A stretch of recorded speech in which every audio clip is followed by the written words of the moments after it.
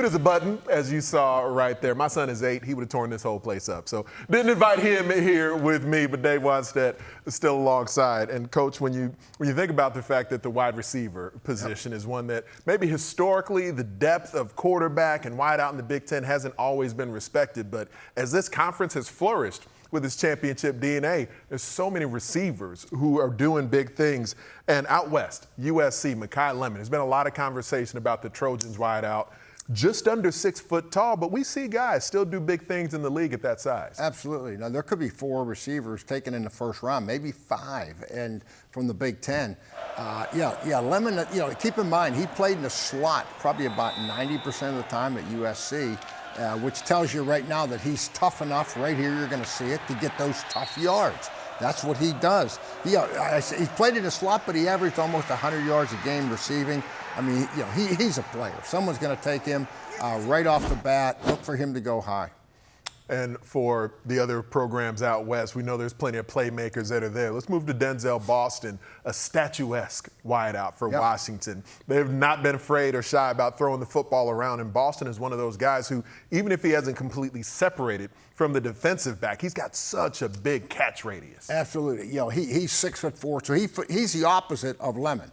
He's your outside receiver, and they love him in the red zone. Rome Odunze, he was part of that group at Washington with Michael Penix, of course. So he comes out of that school of thinking, and in the red zone, as an outside receiver, the guy will be as good as there is, trust me.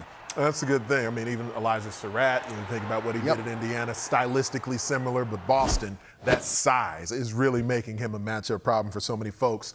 You think about Kenyon Sadiq, the matchup issue that's there is not only size, 240 pounds, but runs faster than most wide receivers could dream of running as well. This has kind of turned into a new wave in the NFL, a la Colson Loveland. Yeah, right. A tight end that can run, got great hands, and you can either block him inside or move him outside and move him around.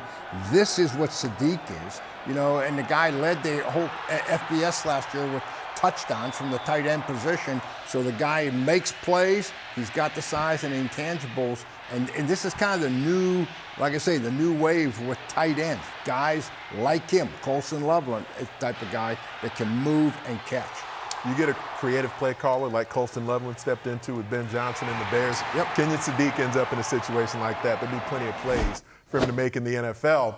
At the safety position, his one-season teammate was Dylan Thieneman, and what he did this past season in Eugene as a playmaker showed some versatility. We know he's a Big Ten Freshman of the Year, but Thieneman could end up coming off the board early. Coach, I'm glad you brought him up because there's a real debate, between him and Downs. One, this guy is a little bit, maybe could play outside if he had to on a receiver. Both could play on the slot. He's a great tackler. He's got range. He's smart.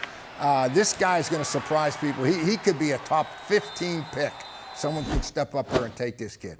And when you think about that, the safety position, some folks may not always value it as high.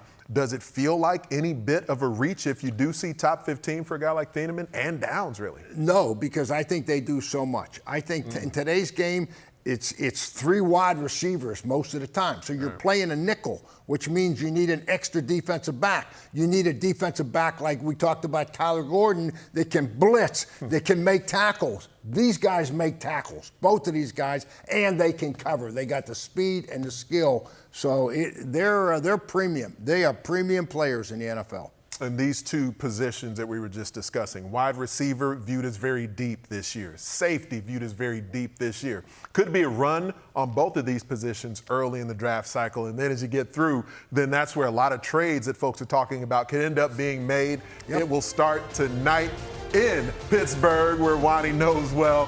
Thanks that we've had PJ Fleck on the show, Dave Wannstedt and Anthony Herron. Thanks all of you for watching Big Ten Today.